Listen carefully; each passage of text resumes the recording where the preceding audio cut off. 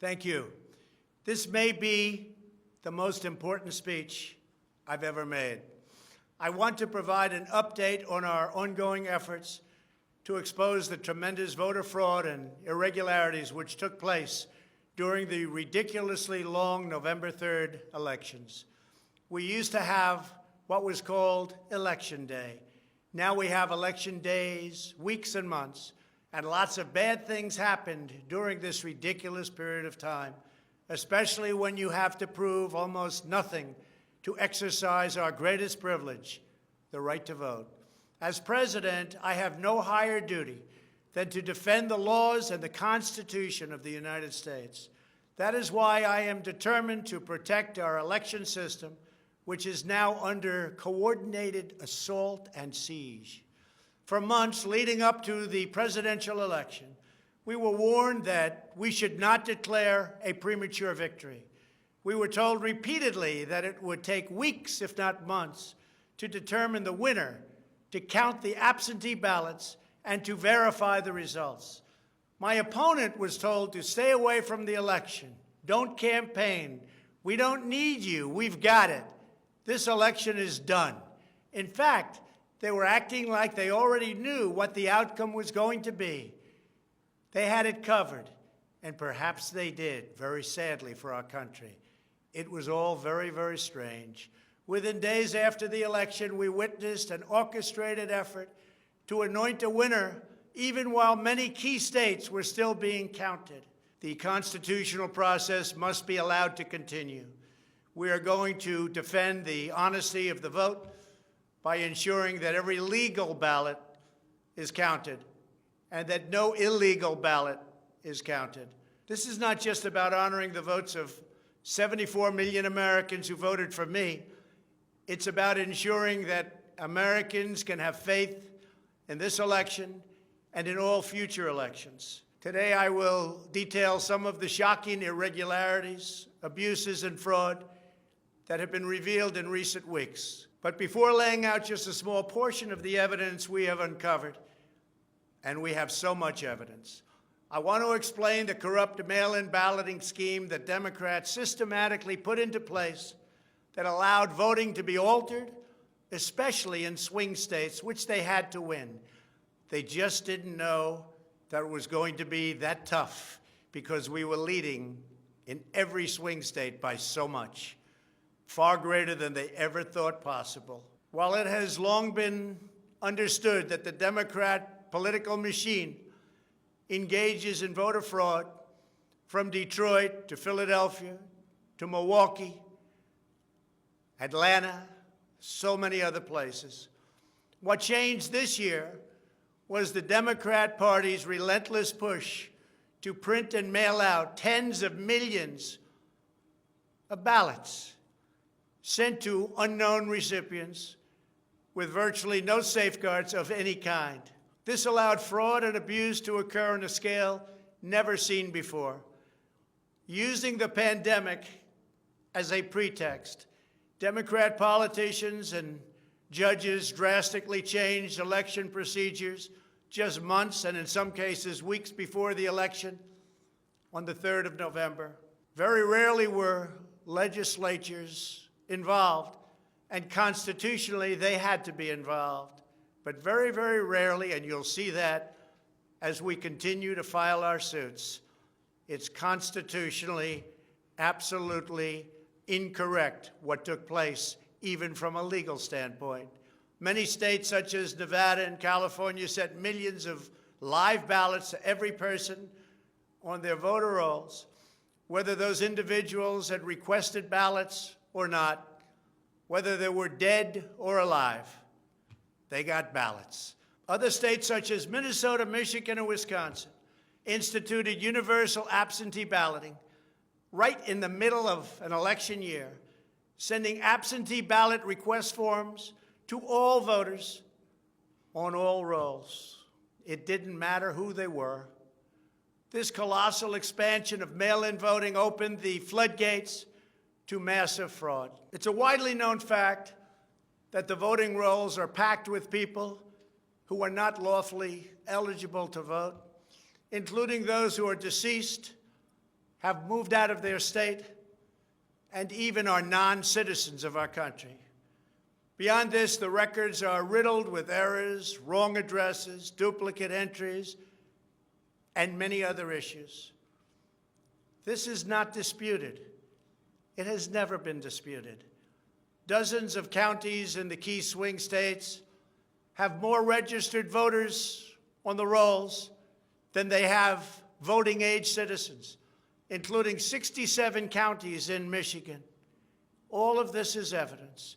In Wisconsin, the state's Board of Elections could not confirm the residency of more than 100,000 people, but repeatedly refused to remove those names from its voter rolls before the election. They knew why, nobody else did. I knew why. They're illegal voters. It is a travesty that in the year 2020, we do not have any means of verifying the eligibility of those who cast ballots in an election, and such an important election it is, or determining who they are, whether they live in the state, or whether they are even American citizens. We have no idea. We have in all swing states major infractions or outright fraud, which is far more in numbers or votes than we need to overturn the results of a state. In other words, in Wisconsin, as an example, where we were way up on election night, they ultimately had us miraculously losing by 20,000 votes. And I can show you right here that Wisconsin, we're leading by a lot. And then at 3:42 in the morning, there was this. It was a massive dump of votes. Mostly Biden, almost all Biden. And to this day, everyone's trying to figure out, where did it come from? But I went from leading by a lot to losing by a little. And that's right here. That's at 3:42 in the morning. That's Wisconsin. A terrible thing. Terrible, terrible thing. But we will have far more, many times more, than the 20,000 votes needed to overturn the state. If we are right about the fraud, Joe Biden can't be president. We're talking about hundreds of thousands of votes. We're talking about numbers like nobody has ever seen before. Just as an example, in certain states, we'll be down by, let's say, 7,000 votes. But we'll find later on 20,000, 50,000, 100,000, 200,000 discrepancies or fraudulent votes. And that includes votes that went through when they were not allowed to be seen by Republican poll watchers because the poll watchers were locked out of the building. Or people that innocently came to vote on November 3rd who were all excited about their vote. They were happy. They were proud to be citizens of the United States of America. And they went up and they said, I'd like to vote. And they were told that they can't vote. I'm sorry, they were told. I'm sorry. You've already voted by mail-in ballot. Congratulations. We received a ballot, so you can no longer vote. They didn't know what to do. They had no one to complain to. Most just left and said, that's strange. But many people complained and complained vehemently. And in a lot of cases, they filled out a provisional ballot, which was almost never used, but in virtually every case was a vote for Trump. In other words, they went in to vote, and they were told that they voted. And they didn't vote. And they left, and they felt horror. And they lost respect for our system. And this happened tens of thousands of times all over the country. That's how desperate the Democrats were. They would fill out ballots of people not even knowing if these people were going to show up. And when they did show up, they said, sorry, you've already voted. And on top of everything else, we have a company that's very suspect. Its name is Dominion.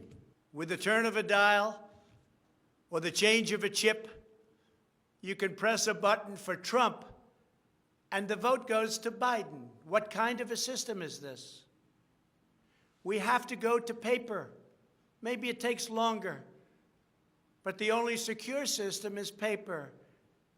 Not these systems that nobody understands, including, in many cases, the people that run them, although unfortunately, I think they understand them far too well. In one Michigan county, as an example, that used Dominion systems, they found that nearly 6,000 votes had been wrongly switched from Trump to Biden. And this is just the tip of the iceberg. This is what we caught. How many didn't we catch? Are there hundreds of other examples throughout the country? Are there thousands? We just got lucky, and they called it a glitch. But we found numerous glitches that evening. 96% of the company's political donations went to Democrats, not surprisingly. And frankly, when you look at who's running the company, who's in charge, who owns it, which we don't know, where are the votes counted, which we think are counted in foreign countries, not in the United States, Dominion is a disaster. Election authorities in Texas have repeatedly blocked the deployment of Dominion systems due to concerns about security vulnerabilities and the potential for errors and outright fraud. Every district that uses Dominion systems must be carefully monitored and carefully investigated, but not only for the future. Right now, we're worried about the present and what went on with an election that we won without question. Under my lead, the Republicans won almost every state house in the United States, which they weren't expected to do. We won up to 16 seats in the House. The numbers are still being tabulated because there are 9 seats that nobody really knows. They don't know. They're still, 2 weeks later, still under consideration because it's a mess. Republicans were supposed to lose many seats, and instead they won those seats in the House. And a very important election that's coming up will determine whether or not we hold the Senate. David Perdue and Kelly Loeffler are 2 tremendous people. Unfortunately, in Georgia, they're using the same horrible Dominion system. And it's already been out that hundreds of thousands, think of it, hundreds of thousands of absentee ballots have been requested. You check it out, who's requesting those ballots. The difference is it's one state, and we will have our eyes on it like nobody's ever watched anything before, because we have to win those 2 Senate seats. The tremendous success we had in the House of Representatives and the tremendous success we've had so far in the Senate, unexpected success all over the country and right here in Washington. It is statistically impossible that the person, me, that led the charge lost. The greatest pollsters, the real pollsters, not the ones that had us down 17 points in Wisconsin when we actually won, or the ones that had us down 4 or 5 points in Florida and we won by many points, or had us even and down in Texas and we won by a lot. Not those pollsters, but real pollsters, pollsters that are fair and honest, said we can't understand a thing like this. It's never happened before. You led the country to victory, and you were the only one that was lost. It's not possible. The Speaker of the House of a certain state said, "Sir, I expected to lose my seat, and instead, because of you and because of that incredible charge and all of those rallies, We got a tremendous victory, and everybody knows it. You were much more popular than me, sir, except I got many more votes than you did. And it's impossible that that happened. There is something wrong. I'll tell you what's wrong: voter fraud. Here's an example. This is Michigan. At 6:31 in the morning, a vote dump of 149,772 votes came in unexpectedly. We were winning by a lot. That batch was received in horror. Nobody knows anything about it. By the way, there's your line. This is one of many. Here's what is normal. And all of a sudden, look at that. This is normal, normal. Look, even here, normal. And then boom, all of a sudden, I go from winning by a lot to losing a tight race. It's corrupt. Detroit is corrupt. I have a lot of friends in Detroit. They know it. But Detroit is totally corrupt. Look at this. Look at this. That's at 6:31 in the morning. Unexpectedly came in. In the recent recount in Georgia, which means nothing because they don't want to check signatures. And if you're not going to check signatures in Georgia, it doesn't work. But we have a Secretary of State and a governor who made it very difficult to check signatures. Why? You'll have to ask them. But without a signature match or check, it doesn't matter. They found thousands and thousands of votes that were out of whack, all against me. This was during a recount that I didn't even think mattered. They found many thousands of votes, and that recount didn't matter. The one that matters is the one that's going on now. That because of the fact it's so close, they had to, by law, give another recount. But the recount has to be a recount where they check the signatures. Otherwise, they're just checking the same dishonest thing. It won't matter. In this case, the signatures on envelopes are the only thing that is relevant. We will compare the signature on the envelope to the signatures from past elections, and we will find that many thousands of people signed these ballots illegally. The Democrats had this election rigged right from the beginning. They used the pandemic, sometimes referred to as the China virus, where it originated, as an excuse to mail out tens of millions of ballots, which ultimately led to a big part of the fraud, a fraud that the whole world is watching. And there is no one happier right now than China. Many people received 2, 3, and 4 ballots. They were sent to dead people by the thousands. In fact, dead people, and we have many examples, filled out ballots, made applications, and then voted, which is even worse. In other words, dead people went through a process. Some have been dead for 25 years. Millions of votes were cast illegally in the swing states alone. And if that's the case, the results of the individual swing states must be overturned, and overturned immediately. Some people say that's too far out. That's too harsh. Well, does that mean we take a president, and we've just elected a president, where the votes were fraudulent? No, it means you have to turn over the election. And everybody knows, without going much further, and they've seen the evidence, but they don't want to talk about it, what a disaster this election was. A total catastrophe. But we're going to show it, and hopefully the courts, in particular, the Supreme Court of the United States, will see it. And respectfully, hopefully they will do what's right for our country. Because our country cannot live with this kind of an election. We could say, let's go on to the next one. But no, we have to look also at our past. We can't let this happen. Maybe you'll have a revote, but I don't think that's appropriate.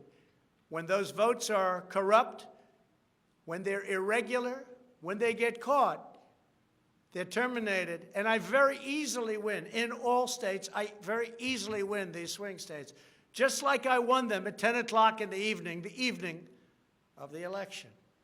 So we're not looking to show you 25 faulty or fraudulent votes, which don't mean anything because it doesn't overturn the state, or 50 or 100. We're showing you hundreds of thousands, far more than we need, far more than the margin, far more than the law requires. We can show many times what is necessary to win the state. The media knows this, but they don't want to report it. In fact, they outright refuse to even cover it because they know the result if they do. Even what I'm saying now will be demeaned and disparaged, but that's okay. I just keep on going forward because I'm representing 74 million people, and in fact, I'm also representing all of the people that didn't vote for me. The mail-in voting scam is the latest part of their 4-year effort to overturn the results of the 2016 election, and it's been like living in hell. Our opponents have proven many times, again and again, that they will say and do anything to get back into power. The corrupt forces who are registering dead voters and stuffing ballot boxes are the same people who have perpetrated one phony and fraudulent hoax after another. You've been watching it now for 4 years.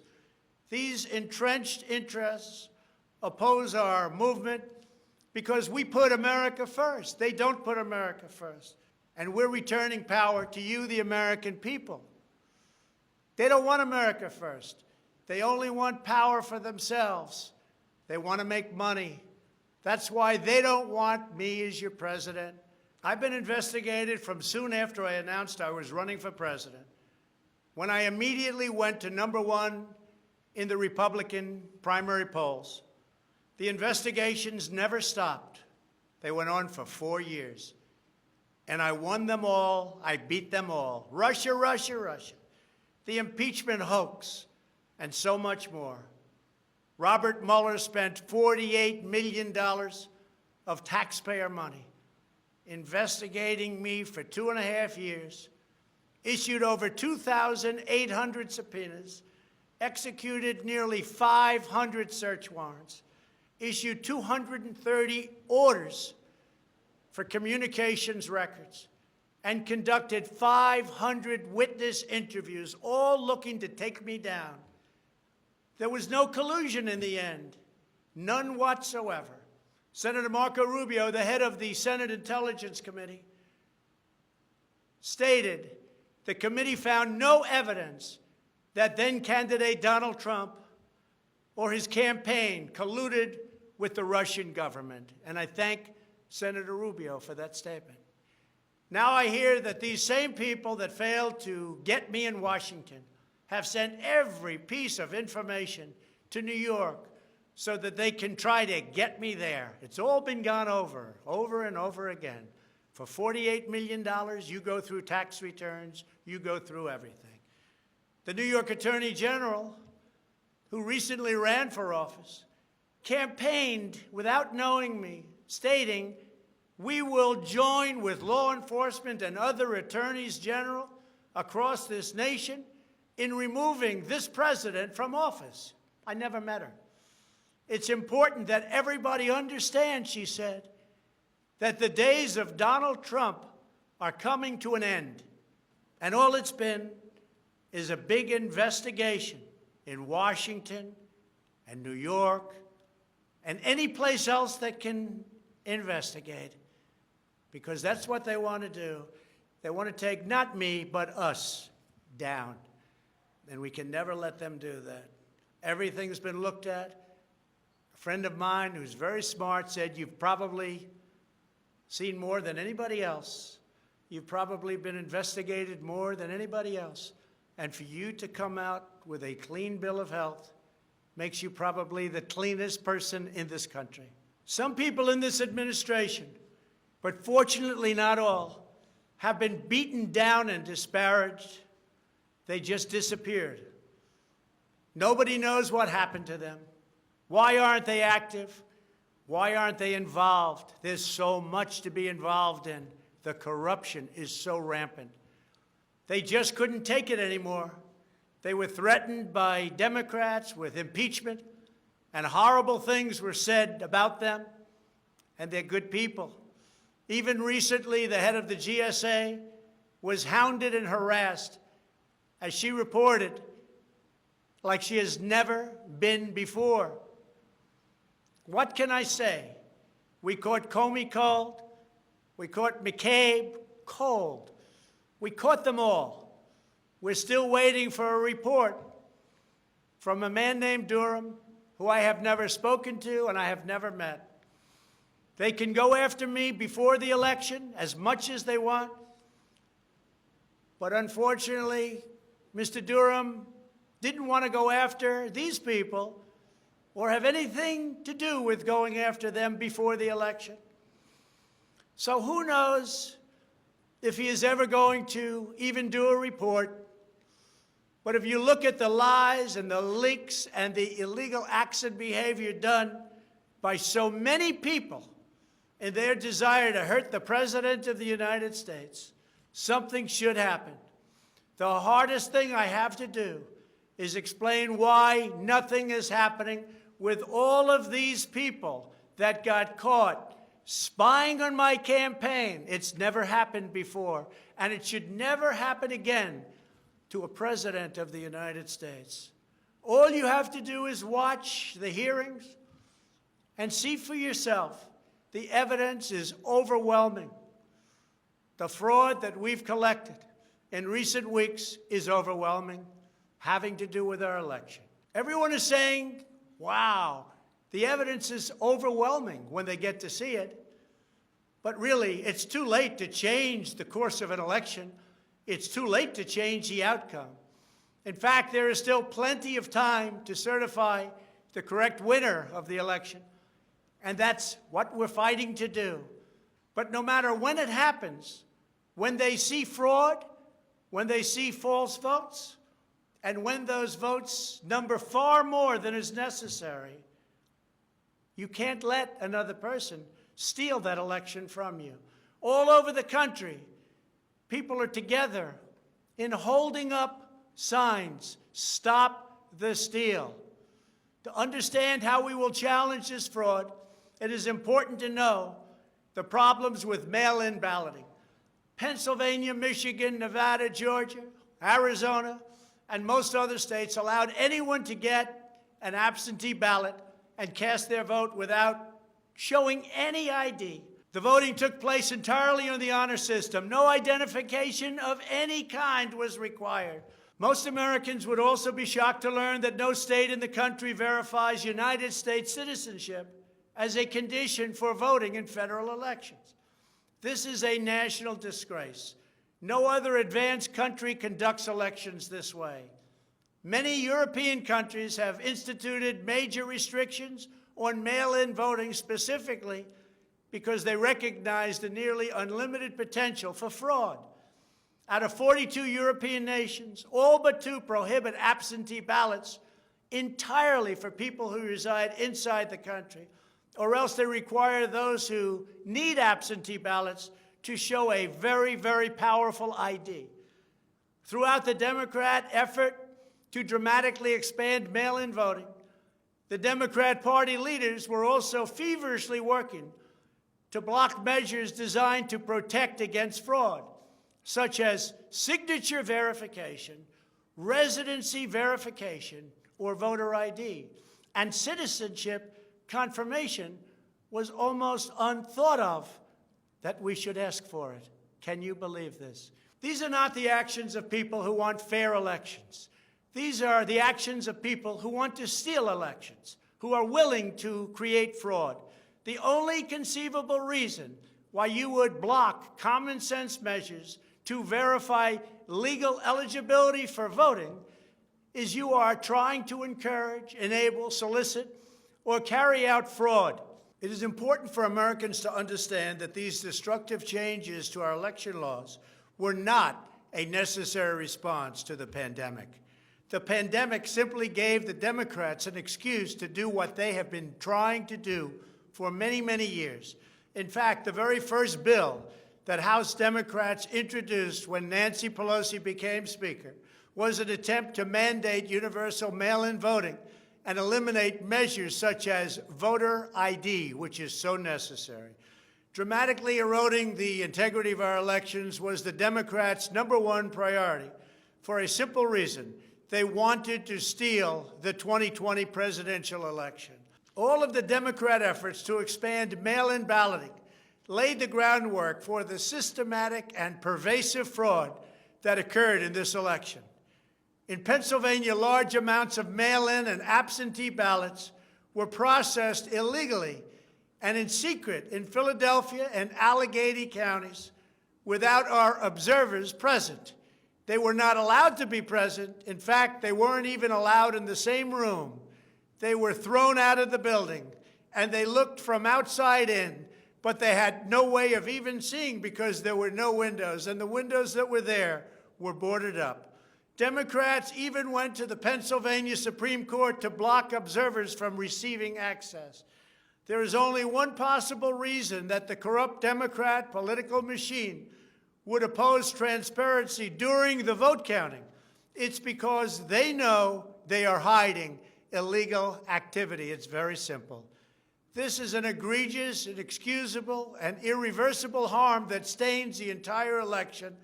Yet this unprecedented practice of excluding our observers, our vote watchers, as some people call them, occurred in Democrat-run cities and key states all across the nation. Here are just some of the additional facts that we've uncovered. Many voters all across Pennsylvania received 2 ballots in the mail, and many others received mail-in ballots for which they never applied. So many got ballots, they didn't even know what they were for. And again, so many received more than 1 ballot, in some cases more than 2 ballots. And they happened to be, for the most part, Democrats. In Fayette County, Pennsylvania, multiple voters received ballots that were already filled out. They didn't know what happened. In Montgomery County, Pennsylvania, a poll watcher overheard unregistered voters being told to return later to try to vote under a different name. Tens of thousands of voters across Pennsylvania were treated differently based on whether they were Republicans or Democrats. Voters who submitted flawed ballots in some Democrat precincts were notified and asked to fix their ballots, while Republican precincts, and in particular Republican voters, were not so notified, which plainly violates the Equal Protection Clause of the United States Constitution. If you are a Democrat, we're going to fix up your ballot, make sure it's perfect. If you are a Republican, don't even talk about it. In Michigan, a career employee of the city of Detroit witnessed city workers coaching voters to vote straight Democrat while accompanying them to watch who they were voting for, violating the law and the sanctity of the secret ballot. You can't do that. The same worker says she was instructed not to ask for any ID and not to attempt to validate any signatures. She was also told to illegally backdate ballots, many, many ballots, received after the deadline. This is something that is so unconstitutional. And she estimates that thousands and thousands of ballots were improperly backdated by her and many others. Other witnesses in Detroit also saw election officials counting batches of the same ballots many times, as well as illegally duplicating ballots. One observer testified to seeing boxes and boxes of ballots, all bearing the same signature. Another observer in Detroit gave sworn testimony that he saw countless invalid ballots that did not belong to properly registered voters, and then witnessed election workers in Wayne County entering fake birth dates into the system in order to illegally count them. Witnesses have signed sworn affidavits. In other words, you go to jail if you lie. testifying that after election officials announced the last absentee votes had been received, a batch of tens of thousands of ballots arrived, many without envelopes, all voting for Democrats. In Wisconsin, a record number of voters were categorized as indefinitely confined, a status reserved for severely disabled individuals, also for the elderly, that allow them to vote without showing ID. Last year, approximately 70,000 people claimed this status statewide. This year, the number miraculously was nearly 250,000 voters after election officials in Milwaukee and Dane counties, a couple of the most corrupt political places in our country, urged citizens to improperly register under this status. And register they did in levels that don't exist. In Wisconsin, there are approximately 70,000 absentee ballots that do not have matching ballot applications as required by law. In Georgia, 9 observers have testified to seeing countless irregular ballots without the creases or typical markings indicating that the ballots did not arrive in envelopes as required. A poll watcher in Fulton County estimated that approximately 98% of the large number of unusually pristine ballots that she witnessed were for Biden, a highly unusual number. In addition, thousands of uncounted ballots were discovered in Floyd, Fayette, and Walton counties weeks after the election. And these ballots were mostly from Trump voters. They weren't counted. They were from Trump voters. In Detroit, everybody saw the tremendous conflict and the horrible way that the 2 Republican canvassers were treated, so horribly, because they wouldn't vote when they saw that 71% of the precincts didn't balance. And also, there were more votes than there were voters. Think of that. You had more votes than you had voters. That's an easy one to figure. And it's by the thousands. In Arizona, in-person voters whose ballots produced error messages from tabulation machines were told to press a button that resulted in their votes not being counted. Also in Arizona, the Attorney General announced that mail-in ballots had been stolen from mailboxes and hidden under a rock. In Clark County, Nevada, where most of the state's voters reside, the standards for matching a signature using the signature verification machine were intentionally lowered to allow large numbers of ballots to be counted that otherwise would never have passed muster. This machine was set at the lowest level. According to one report, in order to test the process, 9 voters in Clark County cast ballots with intentionally incorrect signatures, and 8 of the 9 ballots were accepted and counted. They said you could sign your name as Santa Claus, and it would be accepted. Last week, the Clark County Commission threw out the results of a local election after the registrar reported finding, quote, discrepancies that we can't explain. Also in Nevada, some voters were entered into a raffle for more than a dozen gift cards worth as much as $250 if they could prove they had voted. This took place on Indian reservations. One of the most significant indications of widespread fraud is the extraordinarily low rejection rates for mail-in ballots in many key states. These are the states that I had to win. In swing state after swing state, the number of ballots rejected has been dramatically lower than what would have been expected based on prior experience. That means years and years of voting. In Georgia, just 0.2%, that's substantially less than 1%, of mail-in ballots have been rejected. In other words, almost none have been rejected. They took everything. Nothing was rejected practically, compared to 6.4% in 2016, and there are those that think that 6.4 was a low number.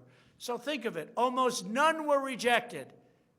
And the previous election, 6.4% were rejected. We have seen similar declines in Pennsylvania, Nevada, and Michigan. Ballots weren't rejected, especially if they happen to be in Democrat areas. These irregularities are inexplicable unless there is a deliberate effort to accept ineligible ballots or fraudulent ballots. In Pennsylvania, the Secretary of State and the state Supreme Court, in essence, abolished signature verification requirements just weeks prior to the election in violation of state law. You're not allowed to do that. It has to be approved by the legislature. A judge can't do it, a state can't do it, an official can't do it. The only one that can do it is the legislature. The reason for this is clear. They were not verifying signatures because they know the ballots have not been filled out by the voters in whose names they were cast. In other words, people filled them out that had nothing to do with the names on the ballot. A simple recount of the ballots under these circumstances only compounds the fraud.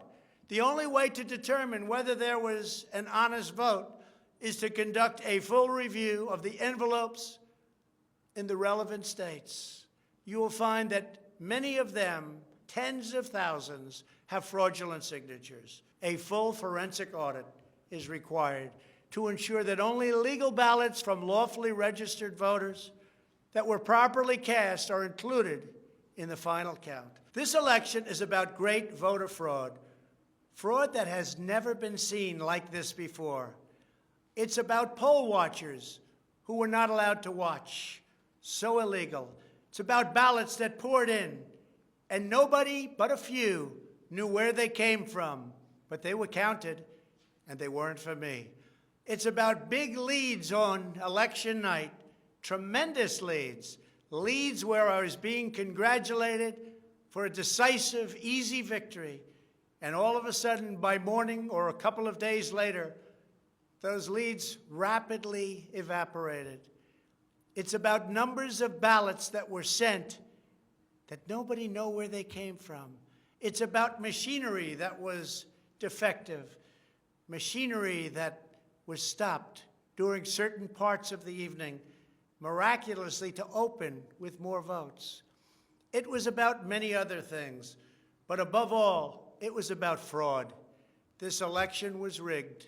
Everybody knows it. I don't mind if I lose an election, but I want to lose an election fair and square. What I don't want to do is have it stolen from the American people. That's what we're fighting for, and we have no choice to be doing that. We already have the proof. We already have the evidence, and it's very clear. Many people in the media and even judges so far have refused to accept it. They know it's true. They know it's there. They know who won the election, but they refuse to say, you're right. Our country needs somebody to say you're right. Ultimately, I am prepared to accept any accurate election result, and I hope that Joe Biden is as well. But we already have the proof. We already have tens of thousands of ballots more than we need to overturn all of these states that we're talking about. This is an election for the highest office in the greatest country in the history of the world. Every reasonable American should be able to agree, based on what we have already documented, that we need a systematic analysis of the mail-in ballots to review the envelopes. It's about the signature, and if they're on the envelopes, we can only review the envelopes, and that will tell us everything. This is the absolute minimum we should expect. This is not just about my campaign, although it has a lot to do with who's going to be your next president. This is about restoring faith and confidence in American elections. This is about our democracy and the sacred rights that generations of Americans have fought, bled, and died to secure. Nothing is more urgent or more important. The only ballots that should count in this election are those cast by eligible voters who are citizens of our country, residents of the states in which they voted, and who cast their ballots in a lawful manner before the legal deadline. Moreover, we must never again have an election in which there is not a reliable and transparent system to verify the eligibility, identity, and residency of every single person who casts a ballot, a very, very cherished ballot. Many very smart people have congratulated me on all we've done. The biggest tax cuts in history, regulation cuts, the biggest in history. We rebuilt our military. We took care of our vets like never before. Space Force, and so much more. But then they went on to say, as big and as important as these events were, the single greatest achievement in your presidency will be exactly what you're doing right now, voter integrity for our nation. It's more important than any of the things that we discussed. If we don't root out the fraud, the tremendous and horrible fraud that's taken place in our 2020 election, we don't have a country anymore. So with the resolve and support of the American people, we will restore honesty and integrity to our elections, and we will restore trust in our system of government. Thank you, God bless you, and God bless America.